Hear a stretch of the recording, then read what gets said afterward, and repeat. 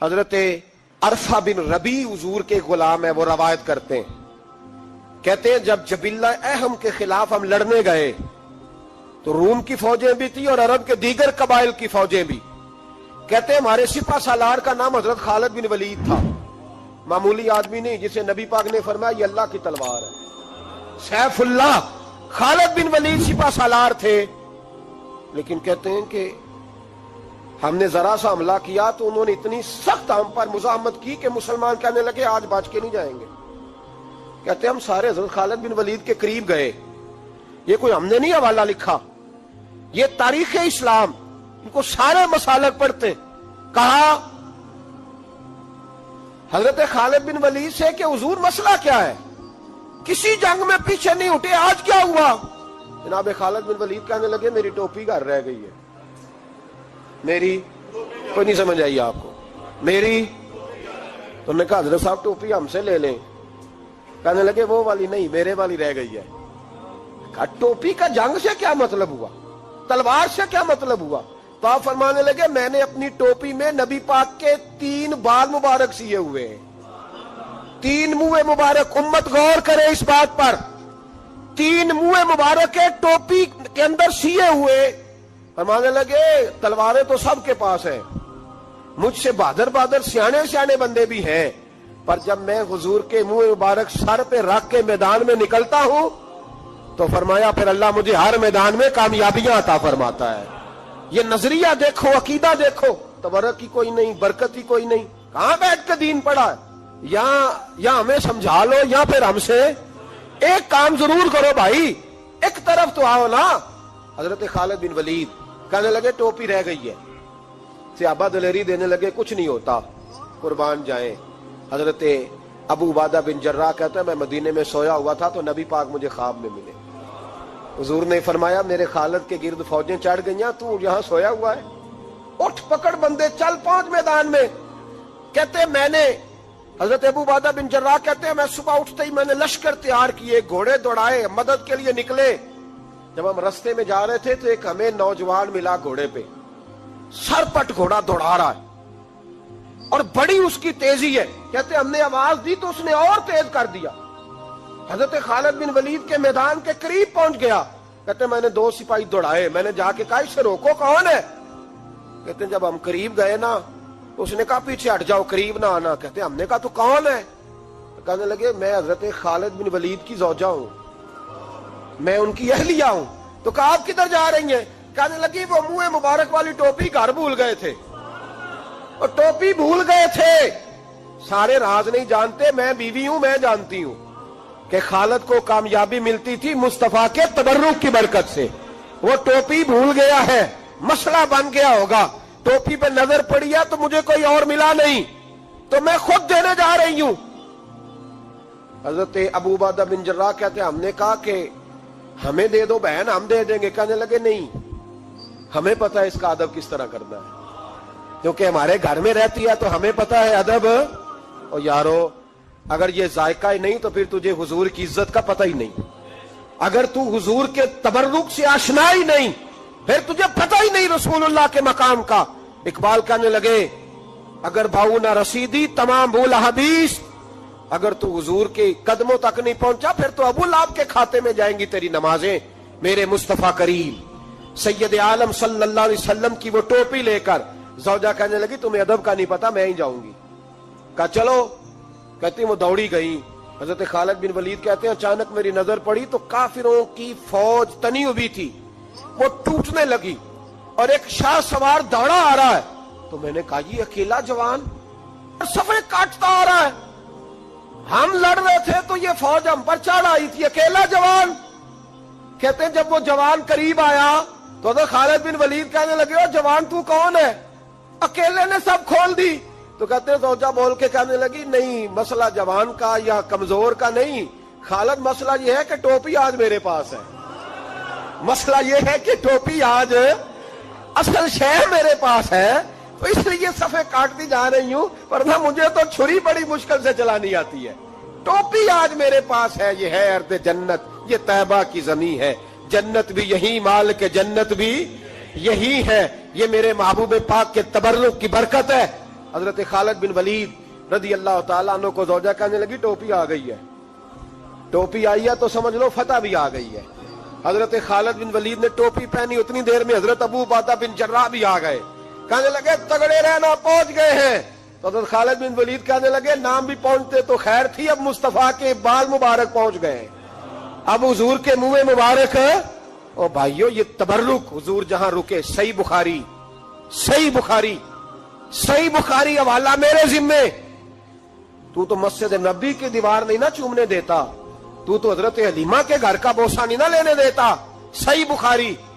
حضرت عبداللہ ابن عمر مدینے کے مفتی، جنہیں میرے نبی پاک نے فرمایا راجل صالح، یہ نیک آدمی ہے، وہ جب جاتے تھے نا بیت اللہ شریف مکہ معظمہ، تو وہ جگہ ڈھونڈ ڈھونڈ کے نماز پڑھتے تھے جہاں میرے نبی نے نماز پڑھی ہے۔ سارا بیت اللہ حرم نہیں، لیکن وہ جگہ ڈھونڈ ڈھونڈ کے جہاں میرے رسول نے نماز پڑھی ہے، حضور نے جہاں نماز پڑھی۔ بھائیو اگر حضور علیہ السلام کے قدموں کی مٹی سے پیار ہوگا تبھی تو مصطفیٰ سے ہوگا، لیکن یہاں یہ ظلم ہے امت کے ساتھ، یہ زیادتی ہے۔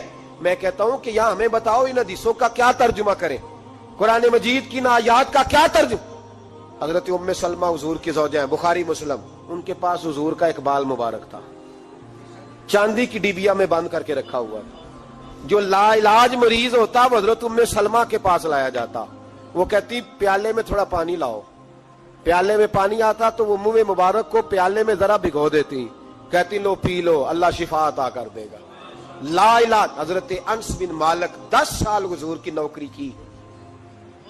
لوگ پوچھتے انس کیا کمایا ہے، کہنے لگے جو کمایا ہے وہ صندوق میں بند کر کے رکھا ہے۔ 10 سال نوکری کی نبی پاک، جو کمایا بند کر کے، انتقال کا وقت آیا تو حضرت ثابت بنانی کو بلایا، آپ کے شاگرد تھے، کہنے لگے جب بکسا کھول کے لا، کھول کے لائے تو ایک ڈبیا نکلی، فرمایا اسے بھی کھول، جب اسے بھی کھولا ایک منہ مبارک نکلا۔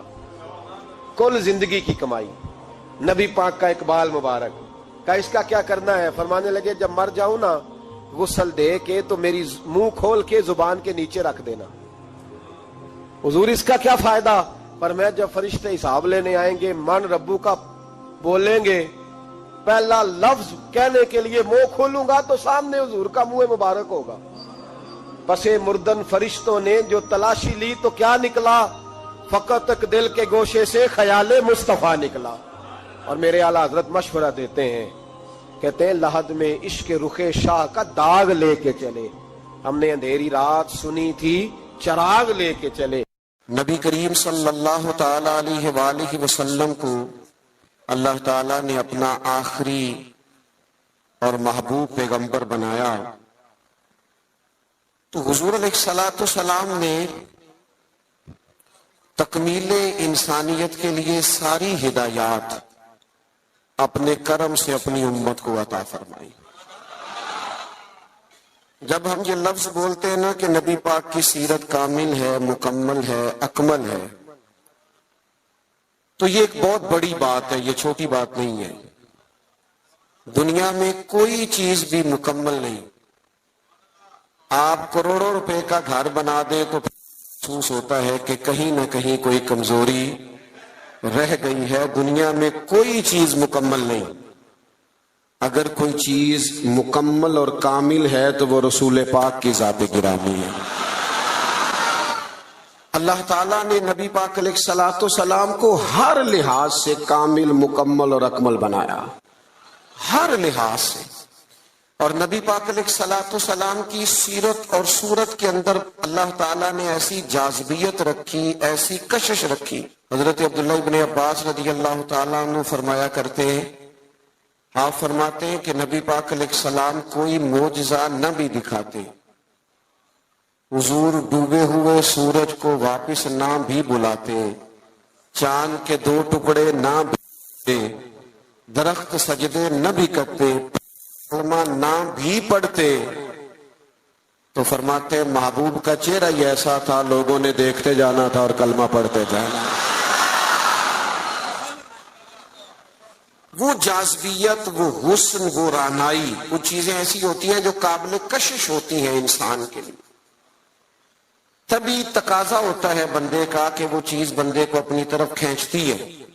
جتنی قابل کشش چیزیں تھیں صورت اور صورت کے لحاظ سے اللہ نے ساری مدینے والے محبوب کو عطا فرمایا محمد الرسول اللہ صلی اللہ علیہ وسلم، محمد اللہ کے رسول ہیں، محمد اللہ کے رسول، کامل صورت و سیرت کے ساتھ اللہ نے محبوب کو مبعوث فرمایا۔ اب جو نبی پاک علیہ السلام نے تربیت کی بات کی نا، لوگوں کو سمجھانے اور سکھانے کی بات کی،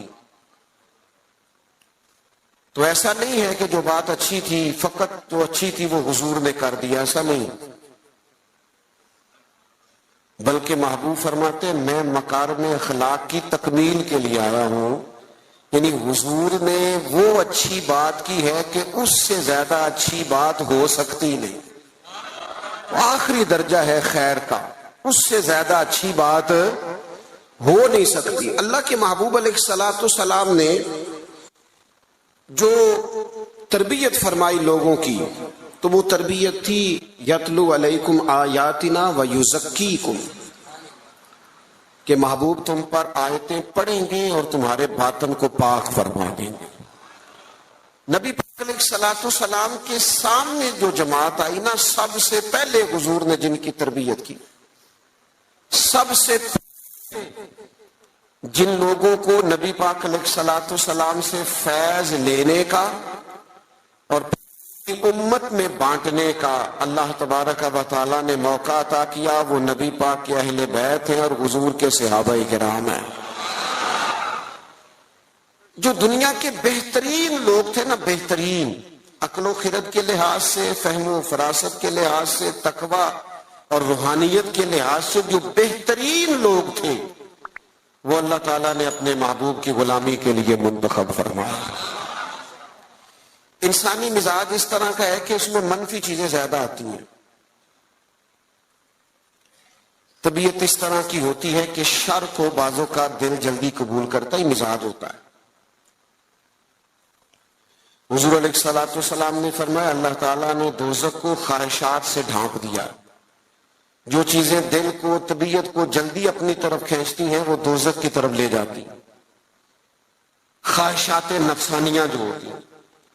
انسان کی طبیعت جلدی مائل ہوتی ہے۔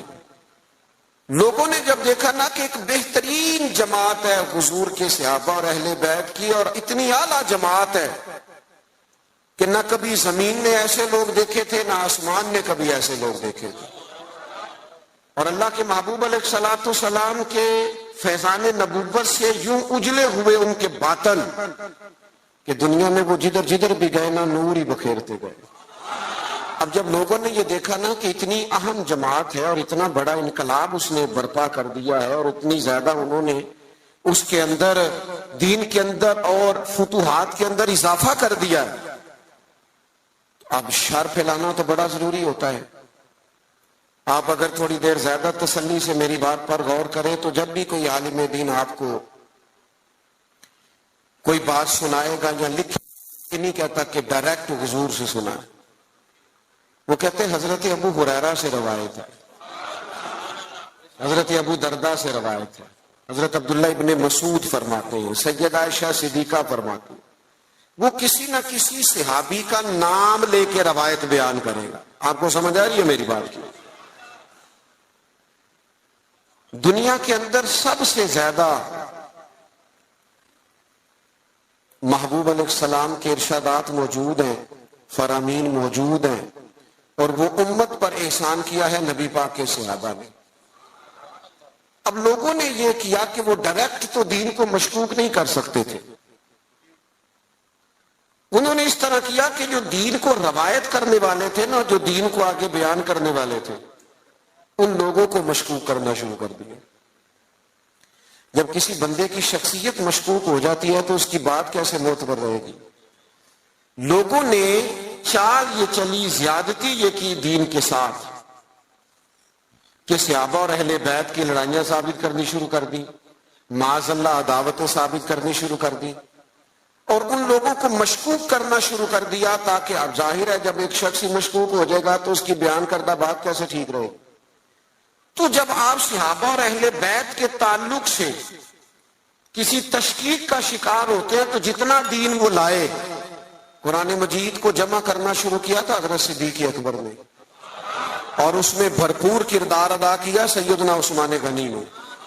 تو جب آپ ان لوگوں کو ہی مشکوک کر دیں گے تو جو کام انہوں نے کیے وہ کیسے معتبر رہیں گے؟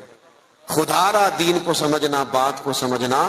اولین جماعت کے خلاف یہ سازش کی گئی. لوگ تاریخ کی کتابیں کھول کھول کے سامنے رکھتے ہیں اور لوگ جانے کیا کیا لے کے آتے ہیں. میں نے تو اللہ کا قرآن پڑھا ہے. رب قرآن مجید میں فرماتا ہے محمد الرسول اللہ والذین معہ اشداء علی الکفار. فرمایا محمد صلی اللہ تعالی علیہ وسلم اللہ کے رسول ہیں اور ان کے جو ساتھ لوگ ہیں وہ کافروں پر سخت ہیں. رحماء بینہم، آپس میں تو بڑے رحم دل ہیں.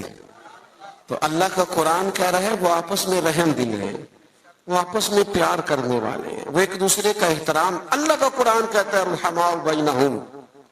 میرا خیال ہے جب قرآن کی آیت سامنے آ جائے تو پھر تاریخ کی کتاب کی تو ضرورت نہیں رہتی، پھر تاریخی حوالوں میں الجھنے کی حاجت. اللہ نے کہہ دیا رحماء بینہم، وہ آپس میں مہربان ہیں. ہو ہلکا یاراں تو بریشم کی طرح نرم. رز میں حق و باطل ہو تو فولاد ہے مومن. مومن تو آپس میں رحم دل ہوتے ہیں، ایک وجود کی طرح ہوتے ہیں. علامہ اسماعیل لکی رحمت اللہ نے لکھا ہے ایک مقام پہ نا تمام صحابہ بیٹھے تھے. ہمارا ایک مزاج ہوتا ہے کہ ہم عزتیں نہیں دیتے، طبیعت ہوتی ہے. اور کچھ لوگ ایسے ہوتے ہیں جنہوں نے طے کر لیا ہوتا ہے کہ مجھے عزت ملنی ضرور چاہیے. یہ بہت بڑا مشکل کام ہے. بہت سارے لوگ خود اپنے لیے پروٹوکول کا اہتمام کر لیتے ہیں، وہ زیادہ نقصان کا باعث ہوتا ہے. کوئی سیاسی سماجی فلاحی بڑا آدمی آ جائے نا کبھی محفل میں تو وہ گردن اونچی کر کر کے دکھاتا ہے پیچھے کہ لو میں آ بھی گیا ہوں اور نقیب صاحب نے میرا نام ہی نہیں لیا. بہت سارے بندوں کی تعریف نہ کرو تو نیند نہیں آتی بیچاروں. یہ ابھی ہم آ رہے تھے نا، ہم نے اپنے میزبان کو ٹیلی فون کر کے کہا کہ مہربانی کرنا کسی استقبال کا اہتمام نہ کرنا. فقیروں اور وزیروں میں کوئی تو فرق رہنا چاہیے، کوئی تو فرق رہ جائے. یہ پہلے کہا، آنے سے پہلے کہا، پوچھ سکتے ہیں. اور میں آ رہا تھا تو ایک سنگی جو ہیں وہ جلدی سے گرنے لگے پیروں میں. میں آپ کو ذمہ داری سے کہتا ہوں آپ ہماری بات مانیں، جو کہہ رہے ہیں تو پھر ہمارا فائدہ ہے، ورنہ پیروں کی کیا بات ہے. میرے جیسے تو گناہگار کے ہاتھ چومنے سے بھی آپ کو کچھ نہیں ملے گا، کوئی فائدہ نہیں. مان نام کے من ڈان، یہ تو مجھے آپ نے کرسی پہ بٹھا دیا ہے، ورنہ تو پتہ سارا ہے سردار نو کیتیاں دا ادا پردہ چپائے ہی پلا ہو سی. آپ میں سینکڑوں لوگ ایسے ہیں جو مجھ سے 1000 درجے اعلیٰ ہیں. اس لیے کچھ چیزوں سے باہر آ جاؤ، زندگی کو اس کے اصل حسن کے ساتھ جینا شروع کرو، پھر مزہ آئے گا. کیوں؟ اس لیے کہ میرے کریم محبوب نے فرمایا تو رب کی رضا کے لیے جھک جا، اللہ تجھے عزت عطا فرما دے، اللہ تجھے وقار عطا کرے گا. تو جھک جا اللہ کی رضا. ان چیزوں سے باہر آ جائیں. جو بات عرض کرنے جا رہا تھا، ہم عزت نہیں دیتے. قابل عزت آدمی کو ہمیشہ عزت دیں. اچھا، اس کے دل میں نہیں ہونا چاہیے. سیاستہ میں حدیث موجود ہے، نبی پاک علیہ السلام نے فرمایا جس بندے کی خواہش ہو نا لوگ مجھے اٹھ کے ملے، وہ جہنمی ہے. اس کے دل میں خواہش پیدا ہو جائے کہ لوگ کھڑے ہو کے مجھے ملیں، یہ آپ کو سیاستہ میں حدیث ملے گی. لیکن جو قابل عزت ہو اسے عزت دینی چاہیے. اور میں بڑے زمانے سے کہہ رہا ہوں کسی کو عزت ہمیشہ وہ دیتا ہے جو خود صاحب عزت ہوتا ہے. وہ صاحب عزت لوگ عزت والوں کو عزت دیتے ہیں. بات کی سمجھ آ رہی ہے آپ حضرات؟ علامہ اسماعیل لکی رحمت اللہ نے کہا ایک جگہ پہ صحابہ حضور علیہ الصلوۃ والسلام کے ساتھ بیٹھے تھے تو جگہ وہاں بظاہر تھوڑی کم تھی. ڈھیر سارے لوگ بیٹھے تھے حضور کی خدمت عالی مرتبت میں زیارت و ملاقات کا شرف پانے کے لیے. تو ظاہری طور پر وہاں جگہ تھی. حضرت ابو بکر صدیق اکبر افضل البشر بعد الانبیاء بالتحقیق، حضرت صدیق اکبر نے حضور کے بالکل ساتھ بیٹھے تھے، وہ آج بھی کریم کے بالکل ساتھ ہی ہیں، بالکل حضور کیا مقدر ہیں صدیق و فاروق کے، جن کے گھر رحمتوں کے خزینے میں، بالکل کریم کے ساتھ بیٹھے تھے، بالکل ساتھ۔ اچانک دروازہ کھلا اور جیسے ہی لوگوں نے چہرے اٹھائے تو مولا علی شیر خدا تشریف لے آئے۔ ہر بندہ تیار تھا اٹھ کے استقبال کرنے کو، ہر شخص، لیکن حضرت صدیق اکبر نے نہ کسی کو موقع ہی نہیں دیا۔ سب سے پہلے حضرت ابو بکر اٹھے اور دروازے پر جا کر ان کا استقبال کیا، اور پھر ان کو بازو سے تھام کے لا کے حضور کے قریب بٹھایا اور تھوڑا ذرا سائڈ پہ ہو کے بیٹھ گئے۔ ساری اثرات صرف تقریروں کے نہیں ہوتے، بعض اوقات عمل سے بھی ایسا نتیجہ نکلتا ہے، عمل کرنے سے بھی، کہ وہ بات کہیں دور چلی جاتی ہے۔ حضرت سیدنا صدیق اکبر اٹھے، بازو تھاما، لا کے مولا کائنات کو حضور کے قریب بٹھایا۔ کسی نے تبصرہ نہیں کیا، محفل کا رنگ ہی بدل گیا، لوگوں کے ذہنوں میں تصور ہی بدل گئے۔ جب کیفیت اور ہو گئی تو اور کیا تبصرہ کوئی کرتا۔ میرے کریم بولے اور حضور فرمانے لگے، دیکھا تم نے میرے ابو بکر نے کیا کیا ہے؟ تم نے غور کیا میرے صدیق نے کیا کیا ہے؟ پھر حضور فرمانے لگے، عزت والا ہی کسی کی عزت کو پہچانا کرتا۔ اہل فضل ہمیشہ، ہمارا نا دور آ گیا ہے حقوق مانگنے کا، ہر آدمی حقوق مانگ رہا، اور ہر محکمے کے الگ الگ حقوق ہیں، اور ہر بندہ شکوہ کر رہا۔ کئی دفعہ مجھے کمزور لگتے ہیں وہ لوگ جو اس طرح شکوے کرتے ہیں۔ ایک جگہ میں دستار فضیلت کے اجتماع میں حاضر تھا تو وہاں ایک صاحب نے بڑے درد سے بات کی کہ لوگ علماء طلباء کی عزت نہیں کرتے، وہ وقار نہیں دیتے۔ میں نے کہا ٹھیک ہے، آپ کی بات بڑی حد تک یہ مسئلہ ٹھیک ہے، لیکن اس کا اظہار کبھی بھی کمزوری کے ساتھ نہ کریں، کبھی سہم کے ڈر کے پیچھے ہٹ کے یہ بات نہ کریں۔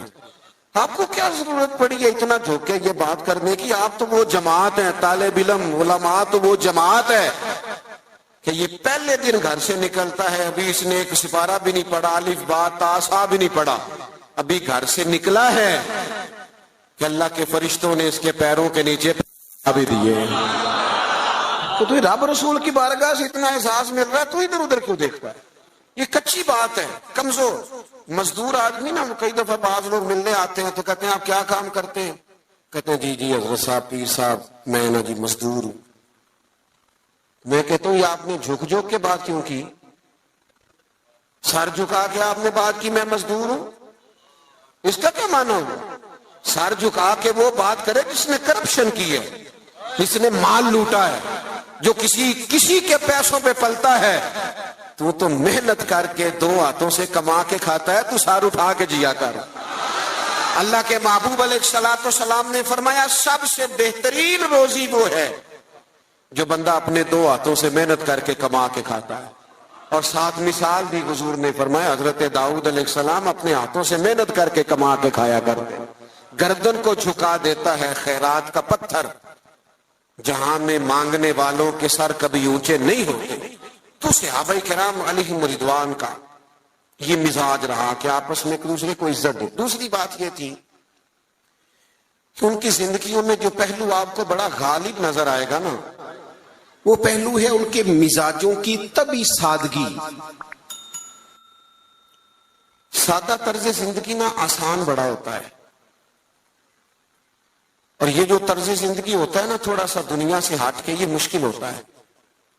یعنی جو بندہ ابھی آ گیا نا چارہ کاٹتا ہوا وضو کر کے چینج کر کے مسجد میں، وہ جہاں بھی جگہ مل جائے خیر ہے، اسے ٹینشن کوئی نہیں۔ اور جس بچے نے 4-5 ہزار دے کے بال سیدھے کرائے ہوئے ہیں، وہ پریشان بھی بڑا ہے کہ میں نے اتنا خرچہ کر دیا، کوئی دیکھ ہی نہیں رہا میری طرف۔ یہ سادہ طرز زندگی بڑا آسان ہوتا ہے، بڑا۔ حضرت مولا علی شیر خدا رضی اللہ تعالیٰ عنہ کوفے کی جامع مسجد کے باہر کھڑے ہو کے فرما رہے، یہ حقیقتیں آپ کو پتا ہے مسائل کتنے بڑھ گئے ہیں ملک کے اندر۔ غریبی کتنی جڑیں پکڑ کے لوگ پیٹرول پہ بحث کرتے ہیں. پیٹرول پہ بحث وہ لوگ کرتے ہیں جن کی گاڑیاں بڑی ہیں. بڑے لوگ بڑی گاڑیوں والے وہ پیٹرول پہ بحث کرتے ہیں. چھوٹا غریب آدمی پیٹرول پہ بحث نہیں کرتا, اس کا پیٹرول سے لینا دینا کچھ نہیں. وہ تو اس بات پہ بحث کرتا ہے کہ یار بس کا کرایہ فی سواری 5 روپے بڑھ گیا ہے, روز دکان پہ جانا ہوتا ہے. اس کا تعلق اور چیز سے ہے. اللہ کرے آپ کو سمجھ آئے میری بات. یہ 15-20% طبقہ ہوتا ہے جو بڑی بڑی باتیں کرتا ہے اکانومی کی اور فلاں فلاں فلاں. آپ لمبی بات کر رہے ہیں. یہاں تو مسئلہ اس بندے کا ہے جس نے صبح روز 25 روپے جانے کے دینے ہیں, 25 روپے اس پر بوجھ پڑتا ہے, اس کا بجٹ متاثر ہوتا ہے, اس کو دشواری ہوتی ہے. تکلیف اس گھر میں ہوتی ہے جس میں رات کو بیوی اپنے شوہر سے کہتی ہے کہ میرا دل نہیں کرتا آپ کو تکلیف دوں, اور صبح جب بچوں نے جانا ہے نا اسکول, کالج, مدرسہ, تو ان کے پراٹھے پکانے کے لیے گھی کوئی نہیں میرے پاس. تو مہربانی سب روگاں دا روگ محمد جس کا نام غریبی, کنڈ ولا کے لنگ جاندے نہیں دوست یار قریبی. یہ سب سے بڑا دکھ ہے. اس ملک میں یہ کس طرح آسان ہو سکتا ہے جب ملک کے اندر سادہ طرز زندگی کو فروغ دیا جائے. سادہ طرز زندگی. جب ایک آدمی بہت موج میں وقت گزار رہا ہے, ایک تکلیف میں وقت گزار رہا ہے, تو کیسے معاملہ ٹھیک ہوگا؟ حضرت مولا علی شیر خدا کرم اللہ تعالی وجہہ الکریم کوفہ مسجد کے باہر کھڑے تھے اس حال میں کہ وہ امیر المومنین ہیں, اور ہاتھ میں زرہ پکڑی تھی. اور یہ بات وہ کسی مظلومانہ انداز میں نہیں کر رہے تھے, کسی پریشانی کے عالم میں نہیں کر رہے تھے. جیسے بندہ غریب ہو تو اس کی آنکھوں سے غربت چھلکتی ہے, معاذ اللہ یہ رنگ نہیں تھا. بلکہ وہ باہر کھڑے ہیں اور بڑے وقار کے ساتھ کہہ رہے ہیں یار یہ میری زرہ کو بندہ خرید لے, میرا طعم زیادہ پرانا ہو گیا ہے, اگر نئے خریدنے کے پیسے ہوتے تو میں زرہ نہ بیچتا. یہ کو بندہ لے لے مجھ سے, یہ لے لے. سادہ طرز زندگی, یہ سمجھے, یہ صحابہ اور اہل بیت کی شان ہے. آپ کو پتہ ہے نبی پاک علیہ السلام نے اپنی اولاد کے لیے دعا مانگی ہے, اے اللہ میری اولاد کو نا بقدر ضرورت روزی دینا. اور حضور دعا مانگتے تھے اے اللہ ایک دن پیٹ بھر کے روٹی دینا اور ایک دن کا فاقہ دینا. ایک دن کا فاقہ بھی حضور نے مانگا ہے. میرا میٹھا کھانا ہی سنت نہیں, فاقہ کرنا بھی سنت ہے. اس پر بھی توجہ کریں. یہ بھی حضور نے دعا مانگی, یہ بھی مانگ کے دیکھے کوئی اپنے لیے, یہ بھی حضور نے مانگی. مہینہ مہینہ چولہا نہیں جلا سیدہ فاطمہ کے گھر میں, مہینہ مہینہ. یہ ہمارے بچے نہیں میدانوں میں جہاد کر سکتے. وہ کیسے جہاد کریں گے جن کا ٹیشو پیپر کوئی اٹھاتا ہے, جن کی گاڑی کا دروازہ کوئی کھولتا ہے, وہ میدان میں کیسے نکلیں گے؟ سیدہ پاک کی اولاد پاک نے میدان میں ڈٹ کے مقابلہ کیوں کیا؟ اس لیے کہ ان کی اماں نے مہینہ مہینہ کھجور سرکے پہ گزارا کرنا سکھایا ہوا تھا. ان کی ماں نے سکھایا تھا 3 دن روزے رکھنے, اور کھجور پانی سے سحری, کھجور پانی سے افطار. جب گھر کے اندر یہ سادگی کا حسن ہونا تو پھر بچوں کو مشکل نہیں ہوتی میدانوں میں کھڑا ہونے. پھر وہ طاقتور ہوتے ہیں, اعصابی طور پر مضبوط ہوتے ہیں. ہم نے دولت جمع کرنے کے نام پر اپنی اولادوں کو کمزور کر دیا ان لوگوں کے مزاج میں. اور یہی منہج صحابہ کا ہے. حضرت عمر فاروق رضی اللہ تعالیٰ کو بندہ ملنے آ جاتا تھا نا کبھی, تو پوچھتا تھا تمہارے بادشاہ کا محل کہاں ہے؟ تو صحابہ فرماتے تھے ان کا محل کوئی نہیں, وہ یہیں تھے, کبھی مسجد میں مل جائیں گے. اور جا کے پوچھتے تھے جناب امیر المومنین کہاں ہیں؟ تو مسجد والے کہتے تھے یہیں تھے, کہیں باہر نکل گئے. باہر نکل کے پوچھا حضرت عمر کہاں ہیں؟ تو انہوں نے کہا وہ باغ ہے نا فلانا, اس باغ کی. تو اس نے کہا حد ہو گئی ہے, ہمارا تو بادشاہ گلی میں نظر آ جائے تو پورے علاقے کو پتہ چل جاتا ہے بادشاہ سلامت آ گئے. اور یہاں عجیب منظر ہے کہ امیر المومنین اور 22-24 لاکھ مربع میل کی حکومت, یہ سادہ طرز زندگی اسی کسے دے کچھ بھی نہیں لگتے. نہ کوئی ساڈا دردی تے نالے اٹھ بلیا چل اوتھے بسیے جتھے نہیں سنے, نہ کوئی ساڈی ذات پچھانے نہ کوئی سانو منے. یہ طرز زندگی، یہ انداز تکلم. حضرت سیدنا فاروق اعظم ادھر گئے ہیں ایک دفعہ نا، تمام صحابہ نے یہ ذرا اس کا مزہ لے کے دیکھیں، اس کا بڑا مزہ ہے. میں کئی دفعہ دوستوں سے کہتا ہوں روب کپڑوں کا نہیں ہوتا، روب کردار کا ہوتا ہے. ہاں کسی آدمی کا 6 کروڑ کا مکان ہو نا، بڑی سوسائٹی میں بڑی کوٹھی، تو پیسہ کرپشن کا ہو تو لوگ دروازے پہ کھڑے ہو کے کہہ دیتے ہیں 2 نمبر مال ہے. اور بندہ ٹوٹی ہوئی موٹر سائیکل پہ آئے، چھوٹا سا آفیسر ہو، چھوٹا سا ملازم، اور جس کرسی میز پہ بیٹھے وہ بھی ٹوٹے ہوئے ہوں، تو اس کے باہر دفتر کے دروازے پہ بڑے بڑے وزیر سفیر کھڑے ہو کے کہہ رہے ہوتے ہیں یار بندہ بڑا کھڑا ہے، نہ سفارش نہ جائے سنتا ہے، نہ رشوت لیتا ہے. اس کا مطلب ہے روب کپڑوں کا.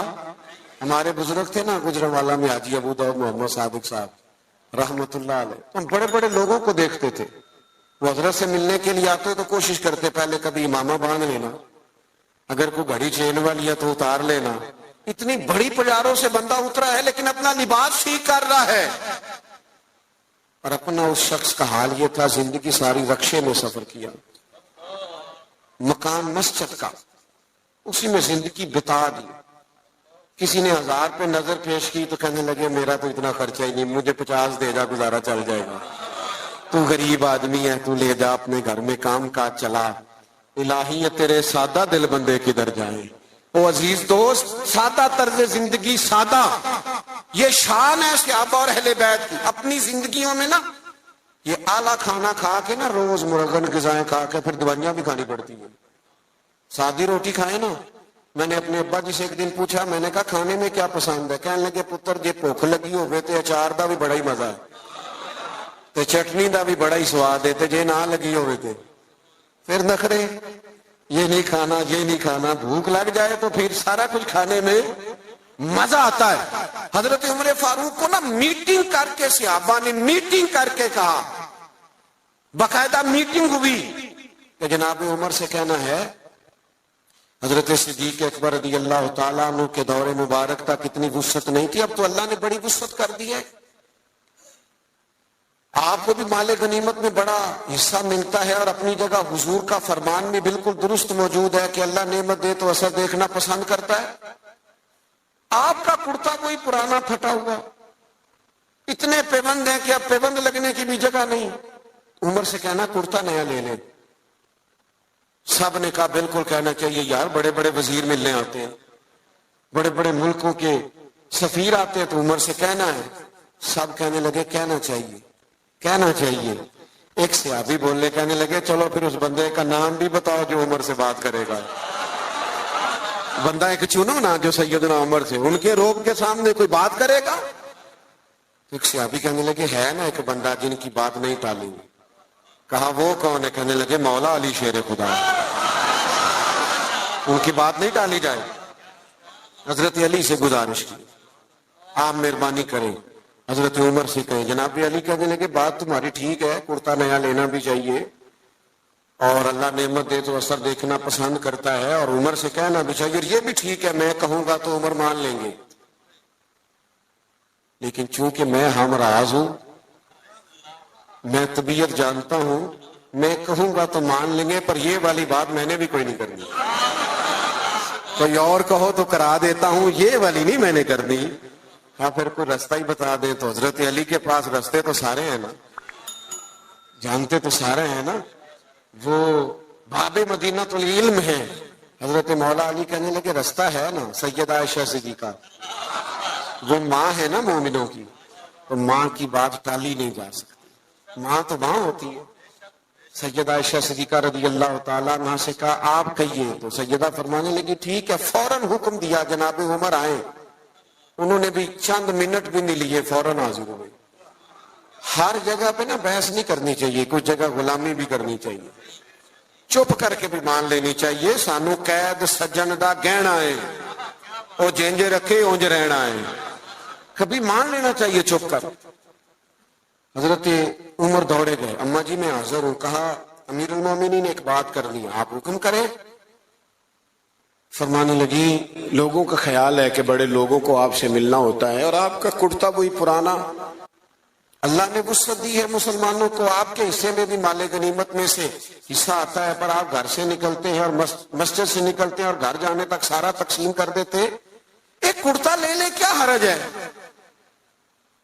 کوئی بات نہیں، کوئی تفصیل نہیں، کچھ نہیں۔ حضرت عمر چپ کر گئے، کہنے لگے اماں جی آپ کا حکم آ گیا، شام سے پہلے پہلے لے لوں گا۔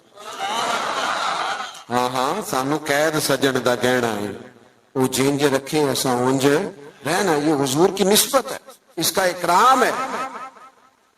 میں شام سے پہلے لے لوں گا، لیکن اگر آپ اجازت دیں تو ایک بات کر لوں چھوٹی سی۔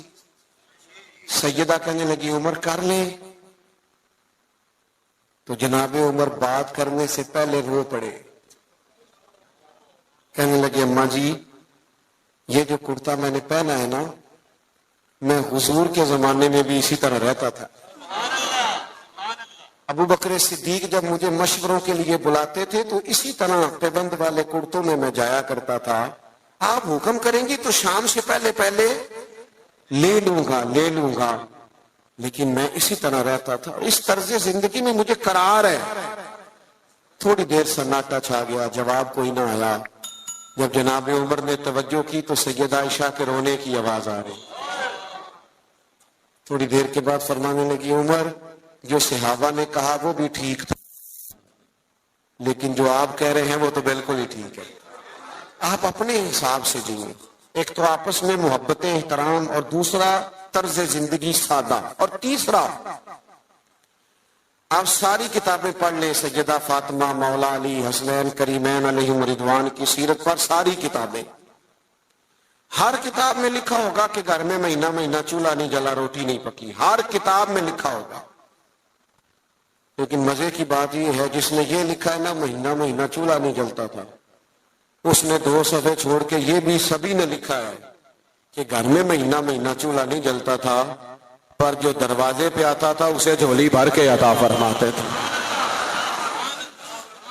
مالا والے سخی نہیں ہوں گے کہ سخیاں کل مال نہیں ہوں گا، مالا والے سارے نہیں، کچھ ہوتے بھی ہیں، اللہ ماشاءاللہ، مالا والے سخی نہیں ہوں گے، سخیاں کل مال نہیں ہوں گا، ہاں ایتھے اوتھے دومی جانی، سخی کنگال نہیں ہوں گا۔ یہ بھی بات پکی ہے، یعنی غریبی میں سخاوت، وہ ہمارے ہاں ہم نے یہ سمجھا ہے کہ سخاوت کروڑوں اربوں سے ہوگی، لاکھ آئیں گے تو سخاوت ہوگی، یہ ہم نے سمجھ لیا ہے۔ حالانکہ نبی پاک علیہ السلام نے تو یہاں سے سخاوت شروع فرمائی ہے۔ حضور فرماتے ہیں کہ گوشت پکاؤ نا تو شوربہ زیادہ کر لیا کرو، اور اپنے پڑوسی کو بھی سالن میں شامل کرو۔ یہاں سے سخاوت شروع کی، یہاں سے حضور، یہاں سے۔ آپ غور کریں صحابہ اور اہل بیت کی زندگیوں پر کہ ان کا طرز زندگی سخاوت کے معاملے میں کیا ہے۔ بڑا کم ہوتا ہے سگے بھائی کو لوگ دینے میں کتراتے، لیکن جب ہجرت کر کے مہاجرین مدینے آئے تھے نا تو انصار نے چلتے کاروبار آدھے آدھے دے دیے تھے۔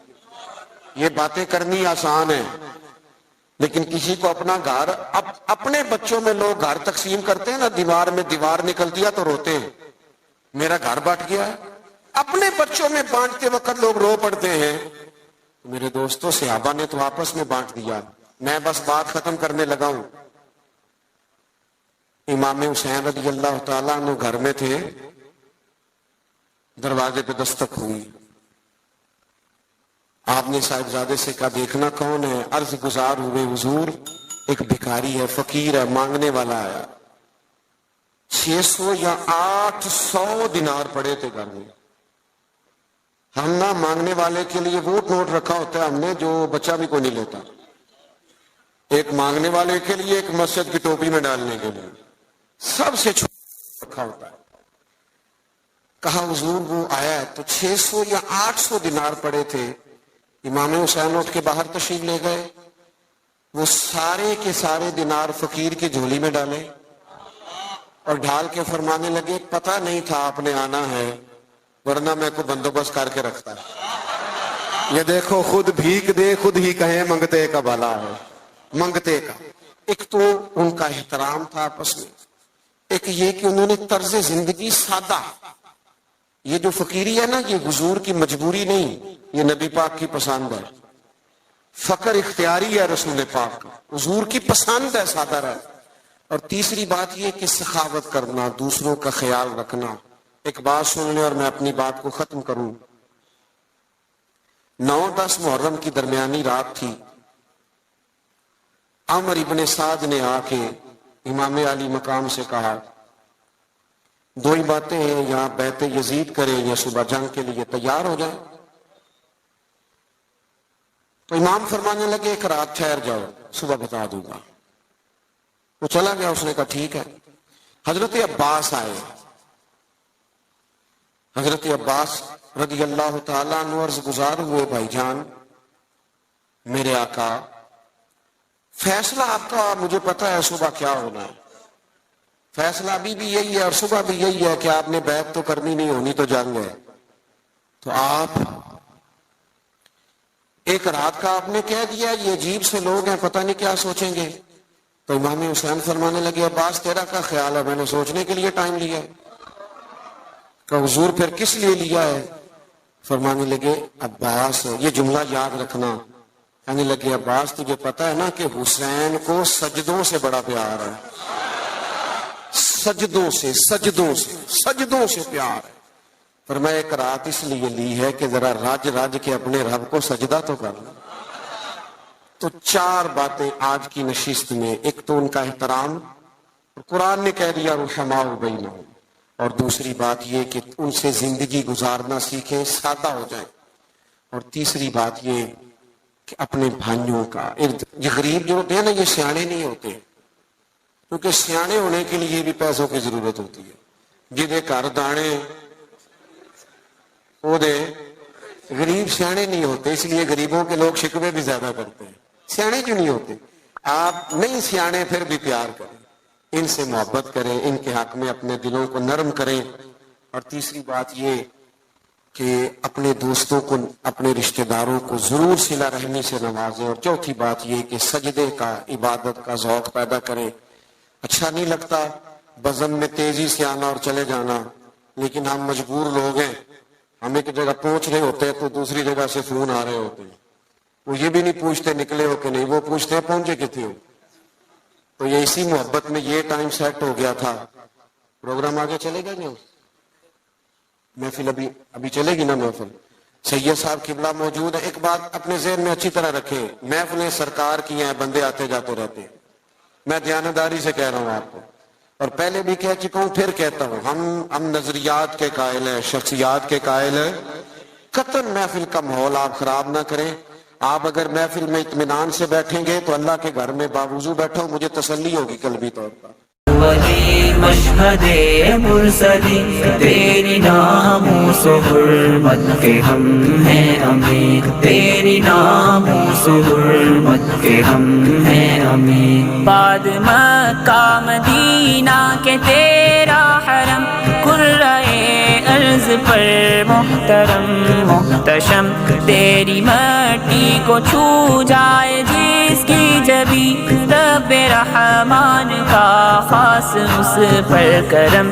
چپ چپا تیرا نور کی کہکشاں، تیرا صخرہ و گنبد بہانہ فری، تیرا صخرہ و گنبد بہانہ